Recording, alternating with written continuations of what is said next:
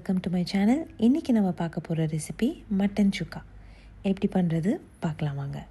Mutton சுக்கா செய்கிறதுக்கு first நம்ம மட்டனை தனியாக வேக வச்சுக்க போகிறோம். மட்டன் பீசஸை நல்லா சின்ன சின்னதாக கட் பண்ணி எடுத்து வச்சுருக்கேன். அப்போ தான் சுக்காவுக்கு நல்லாயிருக்கும். இப்போது ஒரு குக்கர் எடுத்து அதில் மட்டனை சேர்த்துக்கிறேன். இது கூட நம்ம 4 பொருள் தான் சேர்க்க போகிறோம். 1/4 டீஸ்பூன் மஞ்சத்தூள், 1 டேபிள் ஸ்பூன் இஞ்சி பூண்டு பேஸ்ட், 1 கொத்து கறிவேப்பிலை, அப்புறம் மட்டனுக்கு தேவையான உப்பு.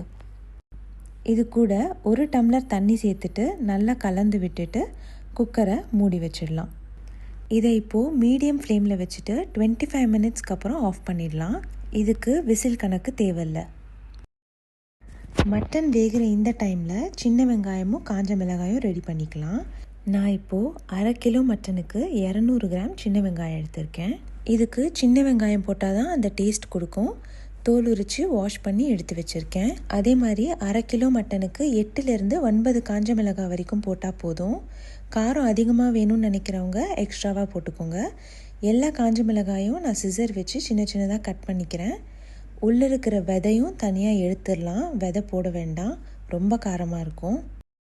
இப்போது 25 மினிட்ஸ்க்கு அப்புறம் ஸ்டவ் ஆஃப் பண்ணி ஸ்டீம் போனதும் விசில் எடுத்துகிட்டு குக்கர் ஓப்பன் பண்ணிக்கலாம். மட்டன் ஒரு 90% கிட்ட நல்லாவே வெந்திருக்கும். இப்போது ஒரு பேன் எடுத்து அதில் ஒரு 2 டேபிள் ஸ்பூன்லேருந்து 3 டேபிள் ஸ்பூன் வரைக்கும் நல்லெண்ணெய் ஊற்றிக்கிறேன்.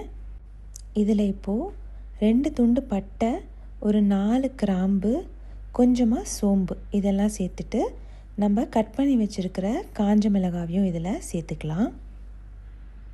இது கூட அந்த 200 கிராம் சின்ன வெங்காயத்தையும் கொஞ்சம் சின்ன சின்னதாக கட் பண்ணி நான் இப்போ இதில் சேர்த்துக்கிறேன். இது எல்லாத்தையும் இப்போ நல்லா வதக்கிட்டு இது கூட ஒரு 3 கொத்து கறிவேப்பிலையை சேர்த்துக்கிறேன்.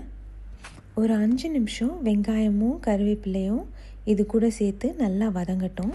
5 நிமிஷத்துக்கு அப்புறம் ஒரு 1/2 டீஸ்பூன் சீரகத்தூள் இது கூட நான் இப்போ சேர்த்துக்கிறேன். காரத்துக்கும் ஃப்ளேவருக்கும் நம்ம எந்த ஒரு மசாலாவும் இதில் சேர்க்க போகிறதில்ல. வெறும் சீரகத்தூள் மட்டும்தான் சேர்க்க போகிறோம். எந்த நான்வெஜ் ஃபுட் செய்கிறதா இருந்தாலும் அதில் சீரகத்தூள் கொஞ்சம் ஆட் பண்ணிக்கிட்டோன்னா நம்ம டைஜஷனுக்கு நல்லது.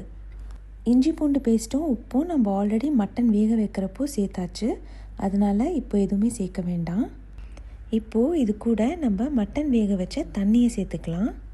நம்ம போட்டிருக்கிற காஞ்ச மிளகாய் இந்த தண்ணி கூட சேர்ந்து கொதிக்கிறப்போ நல்ல காரத்தை கொடுக்கும். இது ஒரு 10 நிமிஷம் கொதித்ததுக்கப்புறமா நம்ம வேக வச்ச மட்டனையும் இது கூட நம்ம சேர்த்துக்கலாம். இதை இப்போது நல்லா கலந்து விட்டுட்டு ஸ்லோ ஃப்ளேமில் வச்சுட்டு தண்ணி நல்லா சுண்டுற வரைக்கும் நம்ம இதை நல்லா வேக வைக்க போகிறோம். இதை ஸ்லோ ஃப்ளேமில் வச்சு செஞ்சால் தான் காரமும் மட்டன் கூட நல்லா சேரும். 20 நிமிஷம் இதை அப்படியே நம்ம விட போகிறோம். நடுவில் அப்பப்போ கொஞ்சம் கலந்து விட்டுக்கலாம்.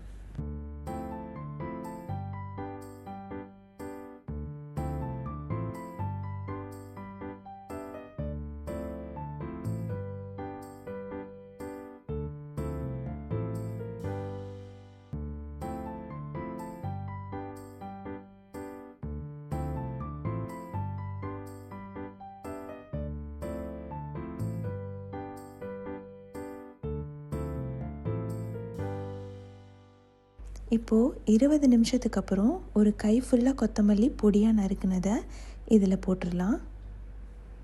இதை நல்லா மிக்ஸ் பண்ணி ஒரு 5 நிமிஷத்துக்கு அப்புறம் ஆஃப் பண்ணால் அவ்வளோதாங்க, நம்ம டேஸ்டான மட்டன் சுக்கா ரெடி. நம்ம போட்ட சின்ன வெங்காயம், இந்த வரமிளகா இது எல்லாமே அந்த மட்டன் கூட சேர்ந்து நல்லா காரசாரமான ஒரு மட்டன் சுக்கா. மட்டன் நல்லா பஞ்சு மாதிரி வெந்திருக்கு. இதை ரசம் சாதம் கூட வச்சு சாப்பிட்டா அல்டிமேட்டாக இருக்கும். செஞ்சு சாப்பிட்டு பார்த்து எப்படி இருக்குன்னு சொல்லுங்கள். வேறு ஒரு வீடியோவில் பார்க்கலாம். Take care, by.